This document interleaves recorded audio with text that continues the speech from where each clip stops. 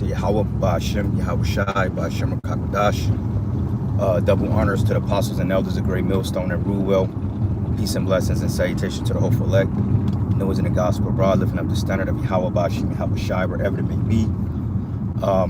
This is titled, The Lord Will Be Our Help in That Day. As we're approaching dark times, perilous times, as the scriptures say. It says, in that day, perilous times shall come. And when you go into the word perilous, perilous goes into dark and evil, okay, tumultuous as well. And the time now that hell is pretty much breaking loose on the planet Earth, and people have a lot of uncertainty about the future, you know, especially with all these psyops going on, and the fact that, you know, this CK guy, or Captain Kirk as we call him, was their martyr on the left-hand side. Esau is raving mad, man, because the different narratives of the news media has been changing left and right, all right, which shows you that this man is in a disarray of trouble because he can't even get the narrative straight. So as time progresses, eventually they're going to crack down on the word. They're going to crack down on the men of the Lord, and they're going to crack down on everybody that speaks so-called truth. And I say so-called truth because the prophets, we're the only ones that have the truth. Okay, you may have people that got bits and pieces of truth, and you know, they have certain talking points that make sense in a lot of cases, but a lot of times they talking points come from the prophets, man, because when you look at these dreams and visions that these people are having, you know, especially a lot of these jakes, a lot of times they just copy and paste, you know, what we say, you know, because like prime example, right, you had a young lady that had a dream about the mark of the beast. I did a lesson on it maybe 3 days ago, if I'm not mistaken.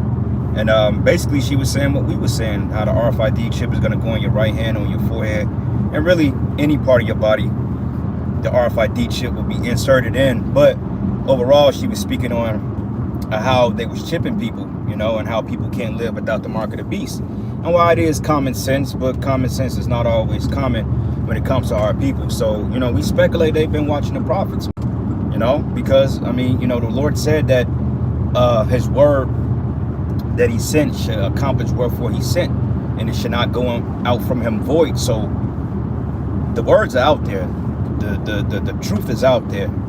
It's just at this point, if the Spirit of the Lord is on you to grasp the concept of what it is and to take heed of it, or if you choose to deny it, whichever comes first, you know. But in our case, man, we're gonna hold forth to the truth, because this is our, you know, this is our refuge, this is our buckler, our shield, our helmet.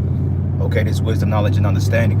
Okay, so with that being said, in the dark days ahead, we got to fully put our faith in the Heavenly Father, man. Okay, because shit, there's gonna come a time, and Yahweh Shai said, he said, when the Son of Man comes, should he find faith on the earth? Because you're gonna have people departing from their faith because they don't really believe, you know, they don't really believe, and they don't really have the concept of what faith truly is, because they haven't been battle tested. And that's another thing too. When you're in this thing, you have to be truly built up and rooted, as the scriptures say, being rooted in Yahweh Shai, being built up and understanding what the word of the Heavenly Father is. So there's going to be a lot of people that's going to depart from the faith because they're going to get afraid, you know, whether it's be threatened by gunpoint and death, families being taken, children being taken and separated from particular family members. It's going to shake a lot of people's faith, man. And ideally that RFID chip is going to shake a lot of people's faith too, because we in a time now that there's a lot of division regarding Revelation 13 and 16. You know, while you got a couple of camps that actually teaches it, GMS, we actually push the mark of the beast. All right, and you can, proof is in the pudding. You go on our pages, you at least have a mark of the beast show from every camp at least once a week. Okay, a brother is speaking on it, or, you know, or mentioning, or doing a complete lesson on it. And I know the Apostle Tahar for a fact, he speaks on it every week, you know, sometimes twice a week, sometimes 3 times a week. So, you know, we're pushing that. And the division is going to come from people not accepting the chip, and a lot of people not believing that it is what it is, you know, and it's going to cause a lot of guys to faint, because it tells us, it says, roughly paraphrasing, it goes into, fuck, man, it's on the tip of my tongue, I can't even quote it, but it goes into their strength being small, basically, and basically you should not be defended in that day, you know, because your faith is not strong, you don't believe it. Yeah, woe to you that believe it not. for you should not be defended, roughly paraphrasing it. So if you don't believe essentially in the words of Yahweh Shai that he's speaking through his men, then essentially you won't be defended in that day. Okay, and guys that get carnal, they're not going to be defended because, you know, the Heavenly Father is like, well, you don't need me. You know, you don't need me, so therefore you can defend yourself. Because for a long time you had Israelite groups out there pushing weapons and guns and carnality in the way of the sword, but it tells us in the book of Psalms that no king was delivered by his strength. All right, so our strength is not going to deliver us solely in that day, you know. But is it something wrong with having strength? No, of course not. You know, you got to have some type of strength to go out here and do the work and be able to defend yourself when need be. But overall, man, you know, these guys out here that it's not really rooted, that's been playing games, and that's been in a concept of this whole Hebrew Israelite thing for entertainment, you're not going to be defended, man. Okay, those of you out there that's in the spirit of, well, we're in this thing to be a part of something because it looks good. We got our women and children part of the ministry because it looks good. No, man. Okay, because to be honest with you, if you guys were doing this thing the right way in the sincerity of the spirit and the austerity of Yahweh Shai, your women wouldn't follow you in this thing, man. Okay, not saying that the women won't follow their husbands, but it's unlikely. Okay, but when you look at these different camps and groups like the IUIC, the reason why they women and children are involved in that is because they pander to the woman, okay, and they pander to her emotions. And this thing is not about pandering to anybody's emotions, but about doing the will of the Heavenly Father. As Yahweh Shai say, he's an austere man. And you look up the word austere, or you look up austerity measures, it means strict, curtly, severe, harsh, mean, rugged, rough. You know, all the things that this system detests, man. Masculinity, being masculine, basically. Austerity is a masculine trait. And a lot of you guys in Israel, you don't come in a masculine spirit. Only before the cameras, because you get to go out there and you show the fuck off, man. And this thing ain't about that. So with that being said, a lot of you are getting ready to be destroyed, man. All right? And us in this thing, man, we got to hope and pray like hell that Yahweh Bashim Yahweh Shai defends us in that day. Because I'm telling you right now, this shit is going to get real sticky real soon. Okay? They're cracking down on this whole internet shit. You know, they're trying to stop anybody like that bitch Pam Bondi. She basically stated anybody that spews HATE speech, we're going to track them down. But wait a minute, man. You were the inventor of hate, Esau. Okay, you've done nothing but show hate to the Negroes, Latinos, and Native Americans. But now, since shit is being recompensed upon you, now all of a sudden you want to have a problem with it. You devils are a trip, man. All right? Yep, this be like-minded. This is the book of Sirach 2, and let's start at verses 12. It says, woe be to the fearful hearts and faint hands and the sinner that go up two ways. Yeah, double-minded man.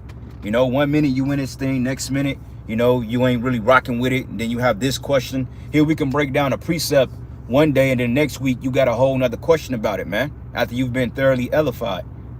And that tells me when a guy's in that type of spirit, that tells me right there he's not really rooted, or he's looking for the easy way out. Okay, because how hard is it to understand Deuteronomy 22 and 26 or 27? You know, about the whole lay hold, and we'll put it to you that way. Because that was a big stumbling block in Israel when it came to the different camps, because they wanted to pander to these fucking women. You know, and we just teach what the scriptures teach. And that whole finagle turned to this, oh, GMS, they believe in grabbing up young women and doing X, Y, and Z. That's some bullshit. Okay, nobody in Great Millstone have that type of spirit in them to do such. We just tell you, according to what the scriptures say, it was a lawful thing in the ancient world to get a woman that was young, because men desire younger women. Okay, and that just period. I don't give a damn what no niggas say. Any Jake that dealt with a woman in the 40s and dealt with a woman in our 20s and 30s, you had a different fuck, man. Damn. Is it a stop sign or what? Damn. The fuck? Fucking light. You gonna walk across the fucking street or walk? Damn. Fucking light. Salaki about that, bro. But anyway, if you deal with a younger woman in her 20s and 30s, you feel totally different than dealing with a chick in her 40s. Okay, we just being real with you.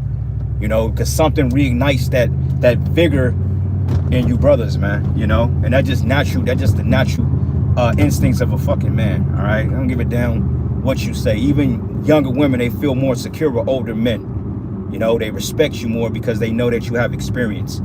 You know, so all that's gonna take an account in that day when all hell break loose, and the Lord, he's watching, man. You know? So take heed and continue to pray. And I'm getting ready to shut this down in a minute because where I'm going is going to fuck up the stream. So this is a very poorly, how can I say it, this neighborhood that I'm going into, they don't have good resources out here, and they don't really give a damn about the people. So they're not really investing in the technology out here. So I'm gonna have to shut it down, because if not, it's gonna cut the whole footage. But anyway, getting back to the point, reading the precept here, let me see, let me go back. Yeah, that shit threw me off, man, because the fucking light turned red. It's usually a flashing light, but it just turned red because the chick decided to walk across the street. It's like a button or something. Yep, but it says here, woe be it to him that is faint-hearted, for he should not be defended in that day. Yeah, so if you faint-hearted, meaning you don't have no faith, you're afraid, you know, you're doubting, you're wavering, then, you know, the spirit is like, well, shit, you wavering anyway, you don't even believe. Okay, an example of that, of having exceptional faith, is when a woman touched the hem of Yahweh's garment, and he mentioned that he felt virtue come out of him. You know, she like, if I just touch his garment, I will be healed. And that you gonna need that type of faith, man. Throughout all of the ups and downs in our lives, man, throughout all the times we felt that the Heavenly Father has not been with us, or left us, or forsake us, you can't think like that in that day, man, because in that time we're gonna have to solely depend on the Heavenly Father and His Son to get us out of jams, meaning that you're just gonna have to know. Okay, that means that you gotta pray to the Lord to put that unwavering amount of faith on you. So in that day, even when you get in a sticky situation, and you may be surrounded by niggas that want to gun you the fuck down, you gotta know in your spirit that Yahweh Shem Yahushua is not gonna happen. You know, and I refuse.